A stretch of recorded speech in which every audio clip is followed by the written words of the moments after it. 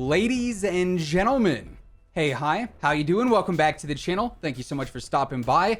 The Black Ops Cold War meta right now in multiplayer has a ton of different dominant weapons and setups to use. And every now and then we like to go ahead and jump into some multiplayer action and see which weapons are currently the most dominant and which weapons are in fact meta. And today we are doing exactly that with a slight twist. Not only are we breaking down the top class setups in Cold War right now, but we're also breaking down the best pro loadouts as well and seeing how they compare to standard public match setups.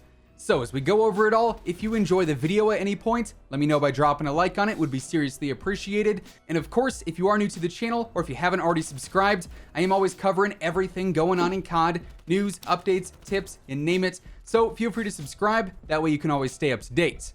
Also, real quick, want to give a big shout out and a big thank you to the CDL for sponsoring today's video. The Call of Duty League 2021 season has the biggest events of the year coming up with Major 5 and of course, Champs.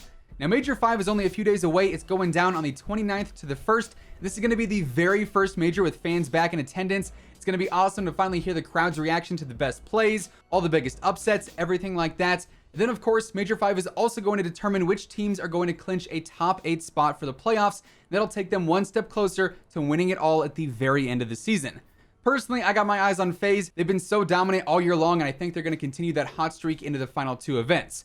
Now, Champs is taking place at the Gallon Center in Los Angeles, California on August 19th through the 22nd. So if you want to secure your tickets to the biggest CDL event of the 2021 season and witness the best teams on the biggest stage of them all, check out the link down in the description below. Once again, big thank you to the CDL for sponsoring today's video. Now, when it comes to the best weapons, first up, we got to mention the brand new OTS-9, the newest SMG. This thing is a melt machine. I've been loving it both in Cold War multiplayer and also over in Warzone. It's got fantastic mobility, an insane TTK up close, relatively good recoil, clean iron sights. Like, really, the only downside here is that smaller magazine, but the reload is so fast that you don't really have to worry about that all that much even. And in this case, I do pair this with a Diamati. You guys are going to be seeing a whole lot of that today between the pub match setups and the pro setups, because honestly, it's just a beast of a burst pistol. Now, for the OTS-9, I'm going with the Spetsnaz compensator for better vertical recoil control, the Task Force barrel for better damage and range, the 32-round fast mag, however, just the base 40-round mag is also pretty solid to use too. Then I've got the GRU elastic wrap for better mobility, and finally no stock for a better sprint to fire speed. And then on the Diamati, my go-to setup consists of the muzzle brake to reduce the recoil some, the Task Force barrel yet again, the 5mm laser in case I do need to hip fire up close, the 30-round fast mag, and then finally the airborne elastic wrap. Now, for the perks and equipment, this does differ some from the CDL setups that we'll be looking at here in a moment, but this is the same on literally every single one of my pub setups. Usually I go for a stun, a Semtex, and then also the field mic for my equipment. Then I also use perk greed to get flak jacket and tac mask in perk 1, scavenger and quartermaster in perk 2, then ninja and ghost in perk 3. Now, like I said, for the CDL, things are a bit different here and there. They do have different limitations and restrictions in play, but they're still obviously going for the best weapons they can use. One of the main ones that's been in action really all season long is that of the AK-74U, probably the go-to SMG in Cold War right now. This thing fries up close. There's a reason that players like Scump use this as their main weapon of choice. It's versatile enough to run in a variety of modes on a variety of maps, and between its power, its lack of recoil, and its good mobility, there's a clear reason why it's the #1 sub chosen by the pros. So for the pro setup here, we're going for the compensator, the extended barrel for better velocity, the regular foregrip to smooth out that recoil, the GRU elastic wrap, and then also the skeletal stock. Now in the CDL, the main secondary is going to be the Diamati as well, but it does look a bit different here. The pros go for the muzzle brake as well. Then they also go for the chrome-lined barrel for better velocity, the 24-round mag, and then finally the airborne elastic wrap. Then for their perks and equipment, the flashbang is usually their main tactical, then it's the Semtex and the trophy system to round out that. And then for perks, most players use something like Lawbreaker for flak jacket, tac mask, and then also ninja on an SMG setup. Now in pubs, we're still using the same perks and the same Diamati setup as before. However, on the AK-74U, my recommended build is going to be the compensator, the Task Force barrel, the 40-round speed mag, the GRU elastic wrap, and no stock, which is not as, limited by the CDL rule set. Now, following the 74U, we've got another AK, the AK-47. This has been one of the hardest hitting rifles in the game since launch. It really fries and just destroys everyone at any range. It's surprisingly easy to use. Easily one of the top weapons in the game when it comes down to it. And in this case, I like to pair it with a street sweeper. That way you sort of have some close range help if you need to swap out for like a CQB fight. So on the AK-47, I'm running the compensator yet again, the VDV reinforced barrel for better range and velocity, the 40-round mag, the GRU elastic wrap, then also the skeletal stock for better mobility. Then for the street sweeper, I've got the infantry V-choke muzzle, the reinforced heavy barrel for a better range, then also a faster fire rate, the 5mm laser since obviously we are hip firing a ton here. We've also got the 18-round mag just to avoid reloading, then finally no stock. Then after that, we've got another public match-based setup.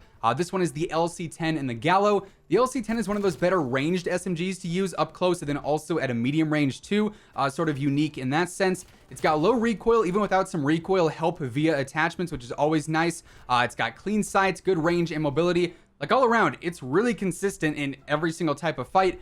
And then the Gallo, just like the street sweeper, is sort of that close range help if you ever need it. So for the LC-10, I go for the compensator once more. The task force barrel, even though that does hurt the recoil a bit, it's still very manageable.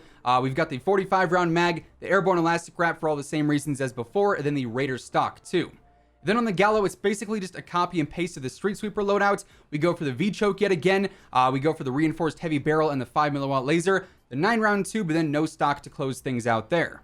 Now, next up, we have another direct comparison between pubs and the CDL setups, and this time we are focused on the Krig, which currently is the main rifle of choice for all the AR mains in the CDL. Now, in pubs, the setup here is pretty basic. We go for the Microflex LED because really the iron sights are not super ideal, the Ranger barrel for better velocity, the 40-round speed mag, the airborne elastic wrap, and then also the Raider stock. However, over in the CDL, they actually use the Gunfighter wildcard a lot of the time, and they get 7 attachments on the Krig instead of just 5.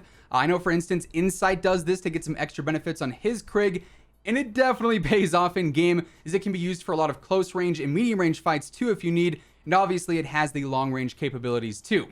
So for the pro setup here, they go for the Microflex LED, the compensator, the Ranger barrel, no body attachment since they don't need a laser sight. They also have the field agent grip to minimize the recoil, the 40-round mag, the airborne elastic wrap, and then Raider stock as well. And because their perks do change up some as assault rifle mains, they usually use Tac Mask, Scavenger, and Ninja instead.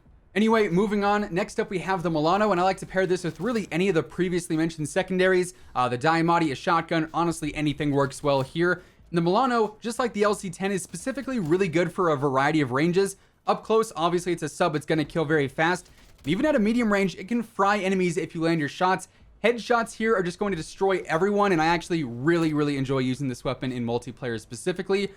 Here we go for the basic compensator, the task force barrel, the 45-round drum, the airborne elastic wrap, then also the marathon stock, which I feel like works really well in a lot of different situations altogether. Now, the remaining setups that we have can all be used with any secondary as well, so really, we're just focused on the 4 remaining primaries to close things out.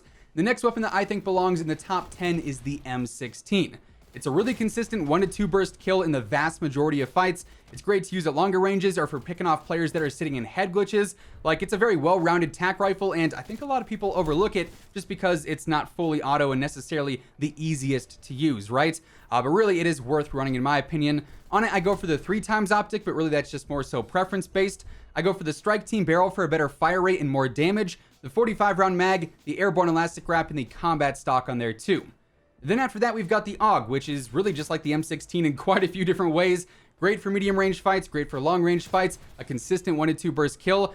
It's also really convenient because it comes with that default scope, which personally I don't mind, so I can spare a different attachment there elsewhere. But for the most part, the setup is going to be the same as the M16. Here I go for the compensator, the strike team barrel again, the 45-round drum, the airborne elastic wrap, and the combat stock.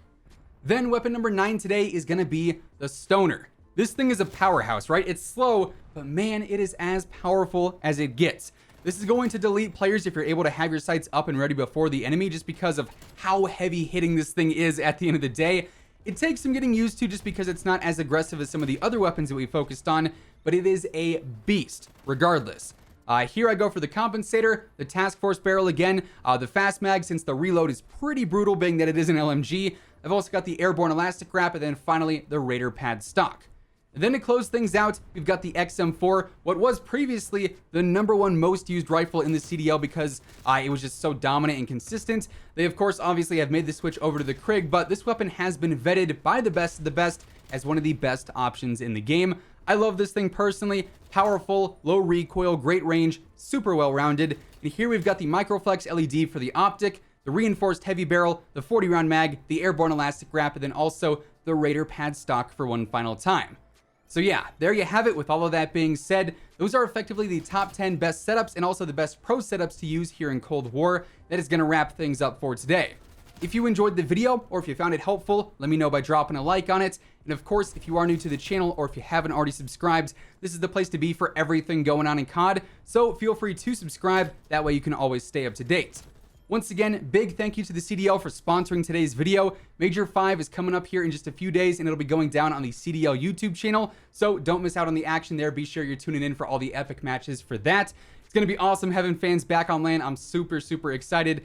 Then, of course, we've got Champs on August 19th to the 22nd, the final event of the year to determine who really is the best team in the CDL 2021 season. And you can find all the information if you want to grab tickets or any other info for the events by checking out the link down in the description.